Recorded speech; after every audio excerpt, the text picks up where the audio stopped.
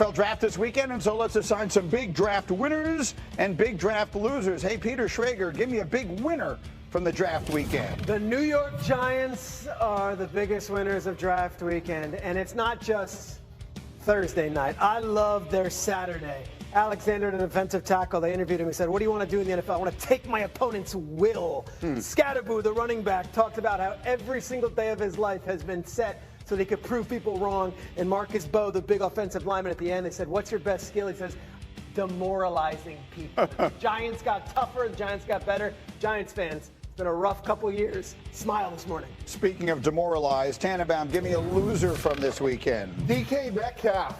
He's the star receiver that they brought over from Seattle. Great staff from Hembo over the last 3 years. He's 6th in the NFL in vertical route production.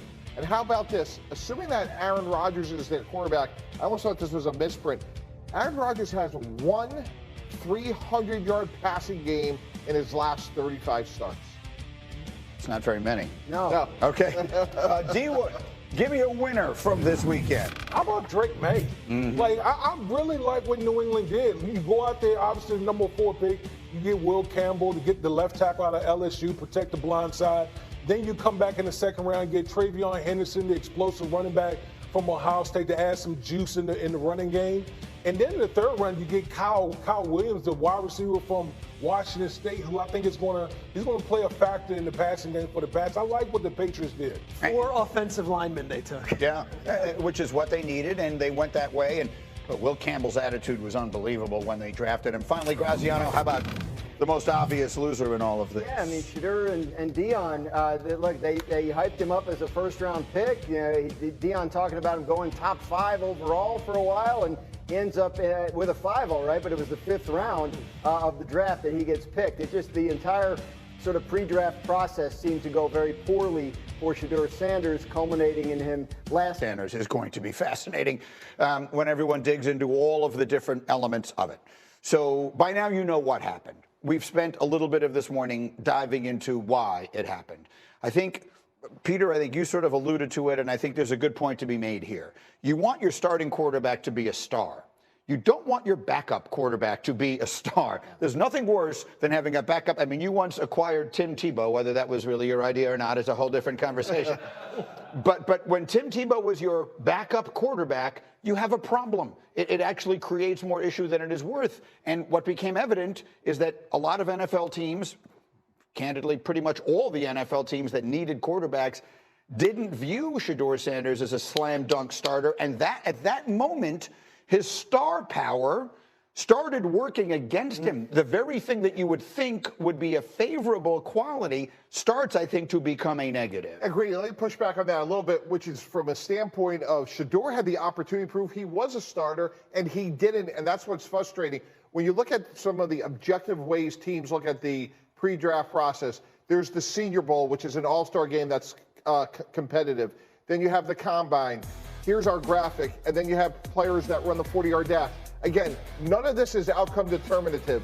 There are plenty of great quarterbacks or good quarterbacks that don't do everything, but he did nothing. And if you're the New York Giants, as Peter alluded to earlier, they fell in love with Jackson Dart for a lot of reasons, but one of the reasons is he competed. And then above and beyond that, the pre-draft process, guys, fundamentally is a job interview.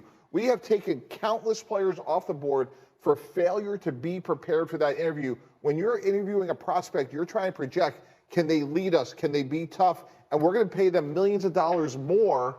And when you do that, their fundamental character comes out. And then you put that all together, Greeny, it's very obvious that he had good ability, but there were some big bumps in the road in the pre-draft interview process. Yes, I don't think we're saying different things. I understand the point that you're making. They did not handle the entire last few months well, and that worked against him. At the end of the day, though, and D-Wood, I thought you said it well this morning, if NFL teams thought he was a surefire, they wouldn't have made any difference. Now, you brought up Caleb Williams. Caleb Williams met with one team and Right. told everyone at the Combine, I don't necessarily need to sit with you. And guess what? He went first overall and is a franchise quarterback. So what we learned from that is NFL teams didn't see it that way. Yeah, like if he was that guy, if he was quote unquote him, as like a lot of people say, he would have won in the first round. Right. He would have been one of the highest drafted guys in the draft. But the NFL and all of these teams sent a message. And the message is, we don't view you as that guy. And so once that message was sent, now you start, the other aspect of Shedeur comes out. The stardom, everything that people talk about as it relates to Shedeur Sanders gets factored in. And what do NFL teams hate when it comes to guys who are not necessarily, frontline starters?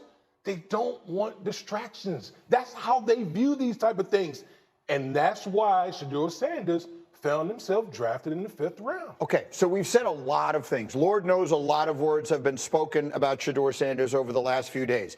Let's say some that I'm not sure I've heard anybody say. Considering how badly everything went for him, things turned out pretty well. Oh, for sure. Yes. The NFL draft is not the end of a story. It's the beginning of one. This is the beginning of his story. Where he goes, and we just had all the names up on the screen a moment ago, that quarterback room in Cleveland, Deshaun Watson will never take another snap for the Cleveland Browns again. I'll be shocked if he does. Probably. Joe Flacco graduated from high school the year before I did. Yeah.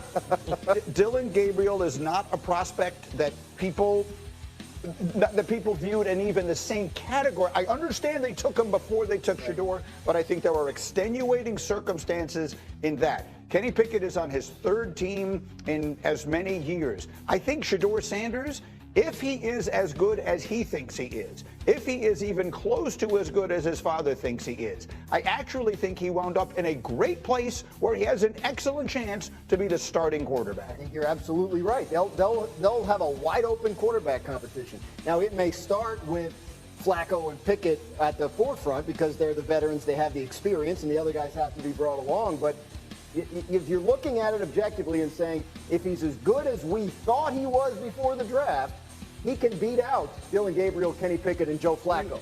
They had a great dinner after his visit with the Browns in Boulder, and the dinner included not only the coach and the owner and the GM, but Bill Musgrave came to that dinner, and Tommy Rees came to that dinner, and the whole staff. Bill Musgrave and Deion are very close, and that goes all the way back to their 49ers days. And you look at this situation, Stefanski as a coach, just pure football. Forget the fact we're talking about Shedeur and the pre-draft. Pure football. Stefanski has taken Case Keenum, and all due respect to Case Keenum, and they won a ton of games and got to the NFC Championship game. He's taken Kirk Cousins, and he has gotten the best out of him at Minnesota. Stefanski, for an undersized quarterback, might be the best guy in the entire league to work with this young man. It's going to be on both of them to make it happen. And Greeny, for 3 months sitting here, I said I thought Shedeur Sanders was Kirk Cousins. So right. I think from a football scheme standpoint, this is perfect. And if the 5 of us were running the Cleveland Browns, we would give every benefit of every doubt to Dillon Gabriel, who, by the way, was a quarterback drafted before Shedeur Sanders, and Shedeur Sanders. Much more about them being the future than Joe Flacco and Kenny Pickett. So I couldn't agree with you more. I think, ironically, put all the noise aside from a scheme standpoint, a coach standpoint, Shedeur is in the best situation possible. What do you think of all this, D. Wood? I tweeted out, I said Shedeur Sanders found himself in a great opportunity because obviously you guys talked about the quarterback room. There's not a guy that Shedeur Sanders should be afraid of in that quarterback room, number one. But more importantly for me, it's Kevin Stefanski. Kevin Stefanski, in my opinion, is one of the best play callers that we have in the National Football League. I thought he changed his offense to placate to Deshaun Watson, but those days are over with. He's going to go back to what he used to do, and if he does that with Shedeur Sanders' skill set,